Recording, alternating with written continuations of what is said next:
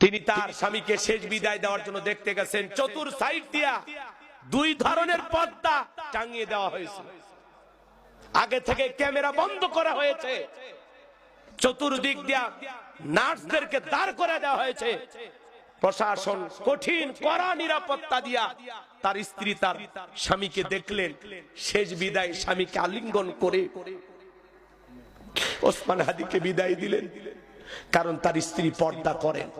যে বাংলাদেশে কত মহিলা স্বামীর চুন থেকে পান খসলে লাইফে সে কান্নাকাটি করে, স্বামীর বিরুদ্ধে কত হুজুরের বউ অভিযোগ দেয়, কত মানুষ অভিযোগ দেয়, স্বামী মারা গেলে স্ত্রী সংবাদ সম্মেলন করে, কত নারী সামনে আসে।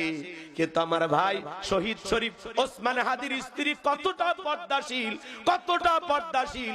এত ঘটনা বাংলাদেশে ঘটে গেল, হাজার হাজার সাংবাদিক, হাজার হাজার ক্যামেরা, আজ পর্যন্ত আমার ভাই শরীফ ওসমান হাদির স্ত্রীর একটা ছবি কোন সাংবাদিক তুলে দেখাইতে পারলো না।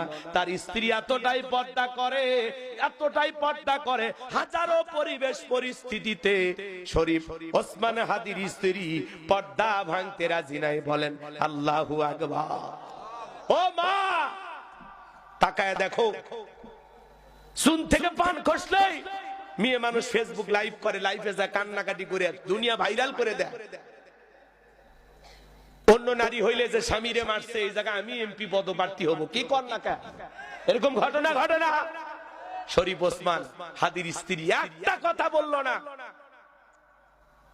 তিনি তার স্বামীকে শেষ বিদায় দেওয়ার জন্য দেখতে গেছেন। চতুর সাইড দিয়া দুই ধরনের পর্দা টাঙিয়ে দেওয়া হয়েছে, আগে থেকে ক্যামেরা বন্ধ করা হয়েছে, চতুর্দিক দিয়া নার্সদেরকে দাঁড় করে দেওয়া হয়েছে। প্রশাসন কঠিন কড়া নিরাপত্তা দিয়া তার স্ত্রী তার স্বামীকে দেখলেন শেষ বিদায়, স্বামীকে আলিঙ্গন করে ওসমান হাদিকে বিদায় দিলেন। কারণ তার স্ত্রী পর্দা করেন। স্বামী ভালো একজন হাফেজ ছিলেন এই শরীফ ওসমান।